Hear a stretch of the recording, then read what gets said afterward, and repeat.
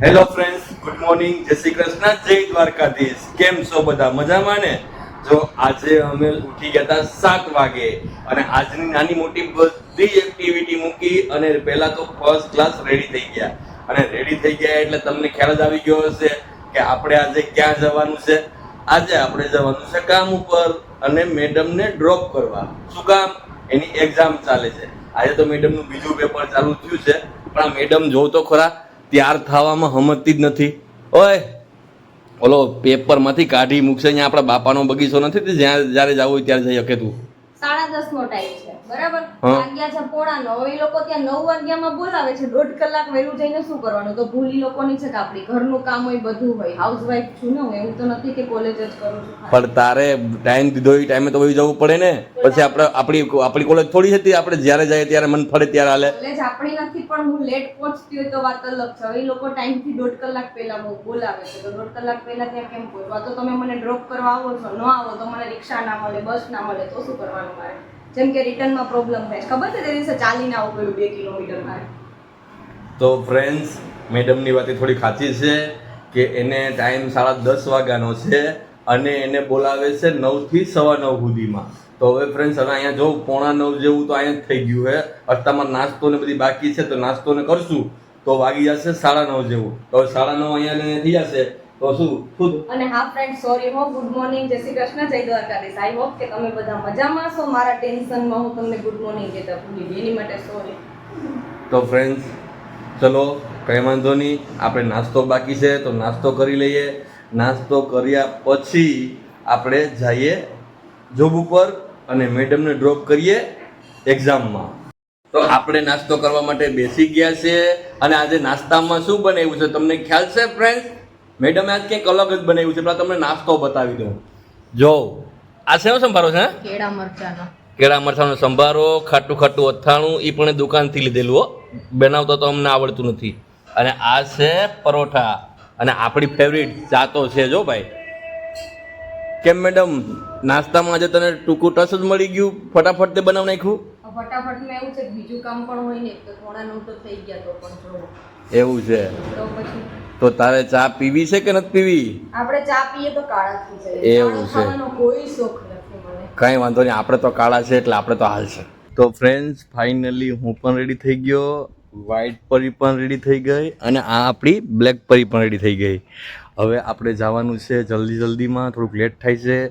હવે તમને નાનું મોટું એક્ટિવિટીઝ બતાવવાની છે કે 10 પ્રયત્ન કરશું કે ત્યાં બતાવાઈ જાય, નહીંતર પછી આપણે હવે મેડમ સંભાળશે જે કંઈ પણ હશે આગળ. એમાં એવું છે, તમે કહો છો ત્યાં પણ ત્યાં કેમ્પસમાં ફોન એલાઉડ નથી. એટલે આપણે કેમ્પસનું ક્યાં બનાવવાનું? હા, આપણે નોર્મલી આપણે જેમ સ્ટુડન્ટ હોય જે રીતના અહીંયા ઊભા પણ આપણે માનો હું તમને એમ કહું કે કેમ્પસનો જે ગેટ છે એની બહાર નીકળી ગયા, હવે આઈ કાર્ડ મારી પાસે જોવે છે એટલે ફાઇનલ થઈ ગયું કે હું સ્ટુડન્ટ છું એમ. એટલે ફોન હાથમાં લઈએ ને એટલે સીધું શું કે છે ખબર છે કે જે આ કેમ્પસની જે હદ છે ને, મીન્સ જે કોલેજની, એની બહાર જઈને તમારે જે કરવું હોય નહીં કરો, એ ગેટની બહાર બી નહીં કરવાનું. કેમ કે ત્યાં શું છે, બોયઝ ને બધા હોય ને અત્યારે, પછી એમ કે રૂલ્સ બહુ સ્ટ્રિક્ટ થઈ ગયા છે. પણ એ તો સાચી વાત છે, પણ પ્રયત્ન કરશું કે કંઈક આપણે આપણા ફ્રેન્ડ્સ નાનું મોટું એન્વાયરમેન્ટ બતાવી શકાય. તમે પાછા વેલા નહીં આવતા ને? બાકી હું સ્ટુડન્ટ કેવો, તમે મારા પેરેન્ટ્સ કેવો, તો તમે તો વ્લોગ લઈ શકો. કઈ વાંધો નહીં, આપણે એકાદો દિવસ એવું ટ્રાય કરશું. તો તારા 7 પેપરમાંથી એક જ પેપર ગયું છે ને, આજે બીજું છે, તો ટ્રાય કરશું. તો તે દિવસની જેમ આજે પણ હું દેવડી પાટિયા પહોંચી ગઈ છું, તમે જોઈ શકો છો. પણ અહીંયાથી મને કંઈ મળવાનું નથી. આજે વાગી ગયા છે 2, કેમ કે 12:30 વાગે મારું એક્ઝામ પૂરી થઈ જાય છે, પણ ત્યાંથી પણ મને આવવાનું કંઈ મળતું નથી. જોવો રોડ કેવો સુમસાન છે, જોવો છો ને તમે. મને તો એવું લાગે છે કે આમ તો મારી એક્ઝામ છે, પણ ડેલી આમ પણ એક્ઝામ છે કે રોજ 2 કિલોમીટર ચાલીને જવાનું છે. હેલો ફ્રેન્ડ્સ, તો હું ફાઇનલી ઘરે પહોંચી ગઈ છું અને મેં તમને આગળ વિડીયોમાં કીધું એમ કે મને આજે પણ ચાલીને જવું પડશે એમ મેં તમને કીધું ને. પણ ના ફ્રેન્ડ્સ, આજે એવું ન થયું. હું થોડુંક ચાલીને ત્યાં તો મને રિક્ષા મળી ગઈ, કેમ કે અમારા ગામમાંથી છે ને બધા ડુંગળી ને લસણ વેચવા માટે સવારમાં નીકળતા હોય વહેલા, તો એ લોકોનો અત્યારે પાછો રિટર્ન ઘરે આવવાનો ટાઈમ હોય. તો હું થોડુંક આગળ ચાલી, ત્યાં તો એક ભાઈ આવ્યા જે લસણ ડુંગળી વેચીને બિચારા ઘરે જતા હતા. ત્યાં એમણે રિક્ષા ઊભી રાખી દીધી અને મને બેસાડી દીધી. તો મને ચાલીને આવવું ના પડ્યું. અને ફ્રેન્ડ્સ એમ પણ અમારા ગામના માણસો બહુ સારા છે કે ત્યાંથી અહીં સુધી બેસાડી પણ મારી પાસે ભાડું પણ ના લીધું. અને આ તડકામાં રિક્ષા ઊભી રાખી દીધી એ જ સારું કહેવાય, કેમ કે એ લોકો ભાડા ના કરતા હોય. એ લોકો તો ખાલી શું છે કે લસણ ડુંગળી વેચવા માટે જતા હોય, તો એ રિક્ષા આવી રીતના ઊભી રાખી એ જ સારું કહેવાય મારી માટે. અને હા ફ્રેન્ડ્સ, આજનો મારો શું કહેવાય દિવસ સવારથી તો સારો જ હતો, બટ પેપર આજે છે ને થોડુંક હાર્ડ લાગ્યું હતું મને. જો હું તમને બતાડું પેપર મારું.